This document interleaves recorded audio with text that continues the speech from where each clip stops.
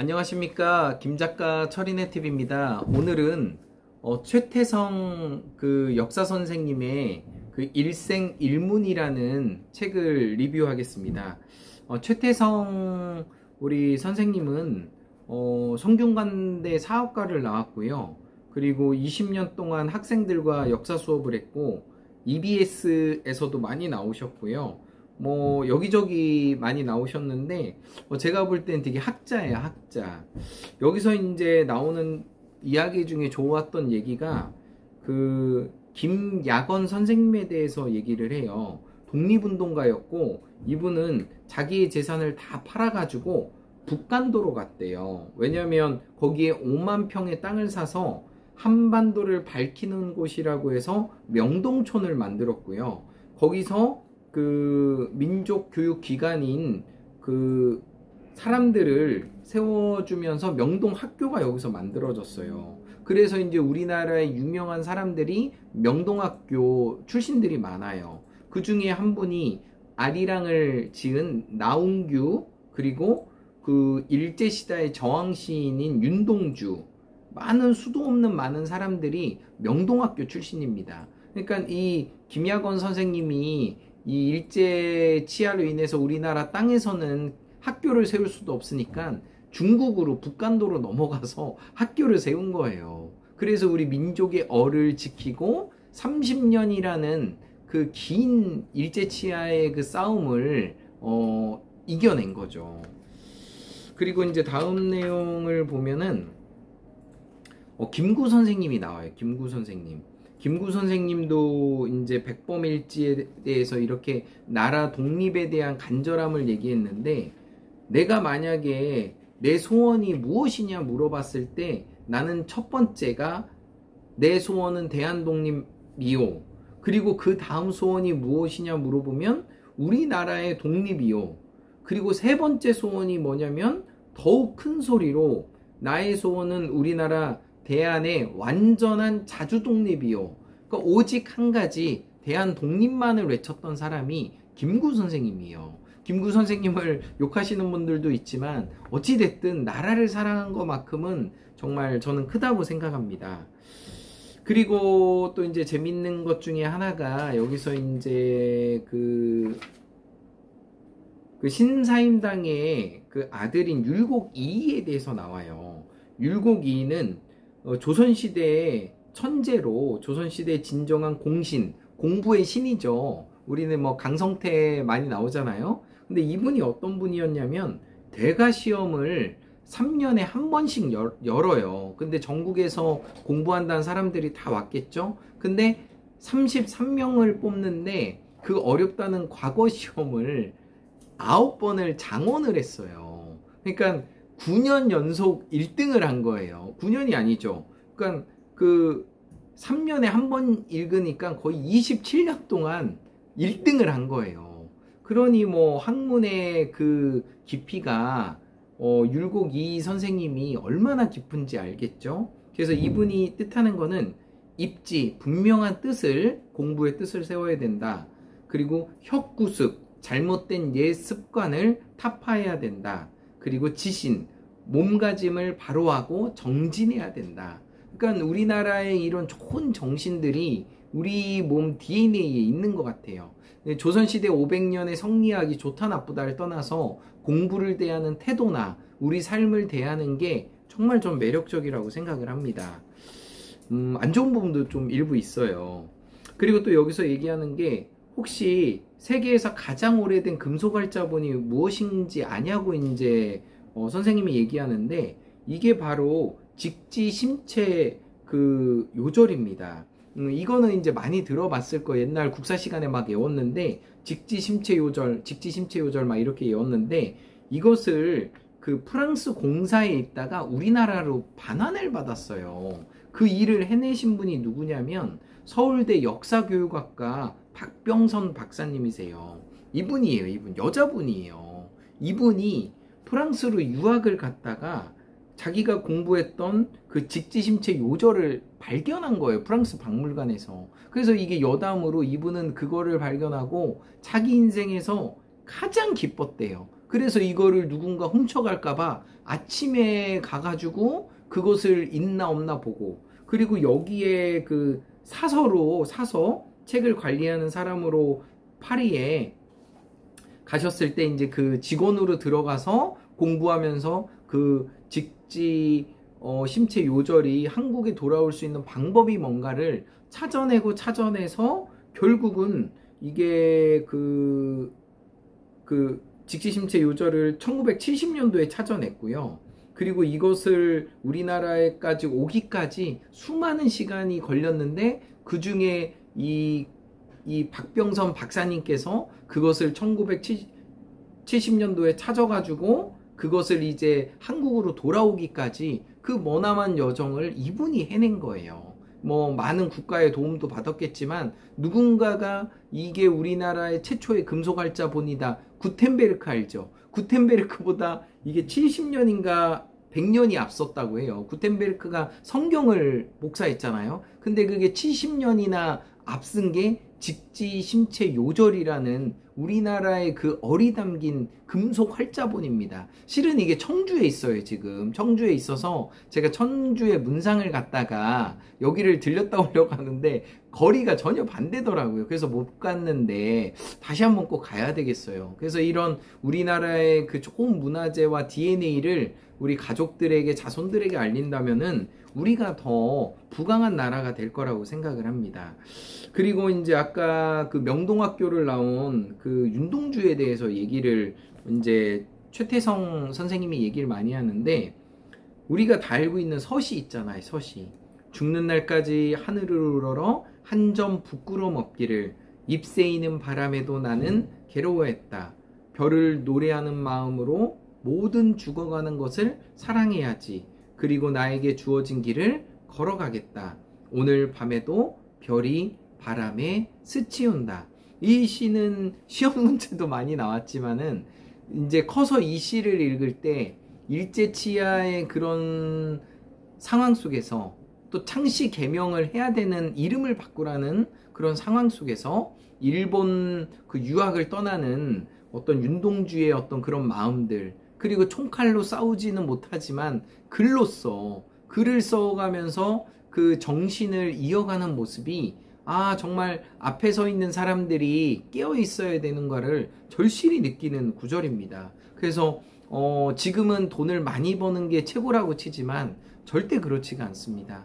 귀한 정신과 우리 한국의 귀중한 것을 귀하게 여기는 사람들이 살아있는 한 우리 대한민국은 여전히 잘 될 수밖에 없습니다. 그래서 저는 문과가 잘 돼야 된다고 생각합니다. 이과는 20년, 30년을 먹여 살릴 수 있지만 문과의 철학과 가치는 100년, 200년, 500년을 먹여 살릴 수 있어요. 조선왕조가 500년이 됐던 이유는 성리학과 그 천재들의 어떤 그 가치와 철학이 있기 때문에 로마가 1000년이라고 하잖아요. 로마의 1000년을 절반 500년을 따라간다는 거는, 한 그 문화가 500년을 지속한다는 거는 대단한 겁니다.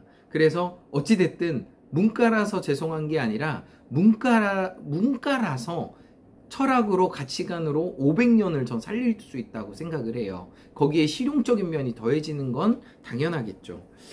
네, 잠깐 흥분을 했네요. 그리고 그 정조왕에 대해서 되게 친송을 많이 해요. 정조, 영화도 많이 찍었죠. 정조왕에 대해서. 근데 정조왕이 한 게 정말 대단한 거예요. 뭐냐면, 여기서 보면 유기전을 제외한 일반 상인들에게 주었던 금난 정권을 폐지했대요. 그러니까 유기전이라는 어떻게 보면 특권층이죠. 특권층에 줬던 금난 정권. 그러니까 장사를 할 수 있는 것과 물품을 선택할 수 있는 것들이 유기전에만 있는 거예요. 그러니까 유기전을 되시는 자들은 독점이고 떼돈을 버는 거예요. 근데 일반 상인들은 돈 되는 걸 하나도 못 하는 거예요. 그러다 보니까 정조가 금난 정권을 폐지시켰고, 백성은 누구나 상거래를 할 수 있다. 이런 엄청난 것을 해낸 거예요. 왜냐하면 조선시대는 상이라는 엄격한 신분제도가 있어요. 나라를 통제하려면 신분제도가 있어야 돼요. 그것에 관해서 기존 특권층들이 얼마나 반발했겠어요. 근데 정조는 그것을 해냈다는 거죠. 그리고 정조의 업적 중에 하나가 수원성을 건설을 해요. 수원성 같은 경우도 여러 가지 일이 많지만 그 기술자들을 그 도르래인가요? 도르래를 통해서 정말 빨리 정말 가성비 높게 수원성을 지었다고 해요. 그래서 이런 과학에도 또 여러 가지에도 저는 세종대왕만큼 정조가 백성을 사랑한 게 뛰어났는데, 세종대왕은 알지만 정조는 몰라요. 정조는. 그래서 정조에 대해서도 좀 우리가 역사적으로 좀 많이 공부했으면 좋겠어요. 그래서 정조는 또 그 주역에도 능통한 사람이에요. 그래서 주역에선 50이 되게 중요하거든요. 50이 숫자인데 마지막 하나는 하늘의 뜻이에요. 그래서 우리가 화살을 쏠 때도 그 49발을 쏘는데 마지막 한 발은 하늘에 쏴요. 하늘에. 이게 하늘의 뜻이라는 거죠. 어쨌든 정조가 성리학과 여러 가지에 능통했던 왕입니다. 그리고 그 귀한 거를 독재 정치보다는 백성을 사랑하는데 많이 썼다는 거죠. 그리고 또 그 한계를 극복한 사람 중에 하나가 선덕여왕과 그리고 김유신과 김춘추에 대해서 얘기가 나와요. 우리가 늘 한계를 얘기하죠. 나는 왜 금수저가 아닌가? 나는 왜 부모한테 큰 돈을 받지 못했나? 나는 왜 이렇게 연봉이 낮은가? 얘기를 하죠. 근데 그 당시 선덕여왕 때도 왕이 되기 위해서는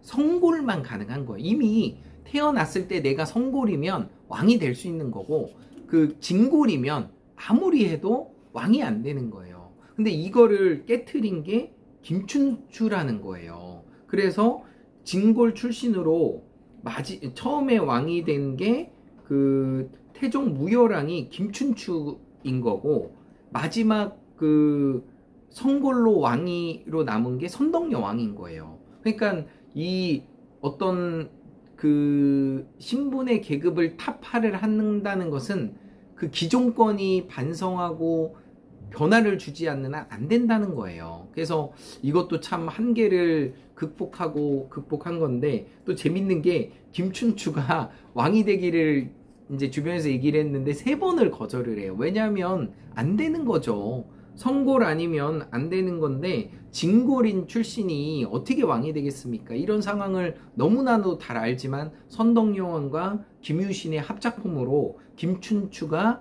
최초에 이렇게 진골 출신의 왕이 됐다는 것은 한계를 극복한 대단한 사례라고 바라봅니다. 그리고 마지막으로 제가 또 감동받은 게 그 조선시대에 여자 그 상인이 나와요. 많이 들어봤을 거예요. 이 사람은 김만덕입니다. 김만덕. 남자 이름이죠. 근데 여자예요. 근데 이분은 정약용, 최재공, 박제가 등 지도층으로부터 항상 칭찬받는 사람 중에 하나였어요. 근데 이 사람이 이제 여자로서 거상이 된 뭐 임상옥도 있잖아요. 그 중국 가가지고 막 산 팔고 막 산 불태우고 막 제값 받아오고 그런 뛰어난 사람이 있고, 이 김만덕이라는 사람은 제주도 출신이에요. 제주도에서 그 1792년에 제주도의 그 흉년과 태풍으로 인해서 제주도 도민의 30%가 전멸당한 거예요. 다 죽은 거죠. 30%면 많이 죽은 거예요. 그래서 이 1794년에 그 제주 목사 심낙수가 제주 도민들을 위해서 구휼미를 요청을 해가지고 조정에 얘기를 해서 1만 그 천석을 제주도에 보내는 배를 끌고 와요. 조선에서 이제 어렵게 한 거죠. 근데 하늘도 무심하시게 배가 풍랑으로 다 침몰하게 돼요. 그래서 많은 제주도 도민들이 절망한 거죠. 근데 이때 김만덕이가 자기의 모든 전 재산을 털어요. 이야, 이거는 전 재산을 털어서 육지의 쌀 600곡 그리고 10분의 1로 가족과 친척을 살리고 나머지는 모두 강가에 위탁을 해서 허덕이는 제주도 도민들에게 골고루 나눠준 거예요. 그러니까 이거를 따져보니까 이 당시 제주도 도민이 열흘을 먹을 수 있는 식량이라는 거예요.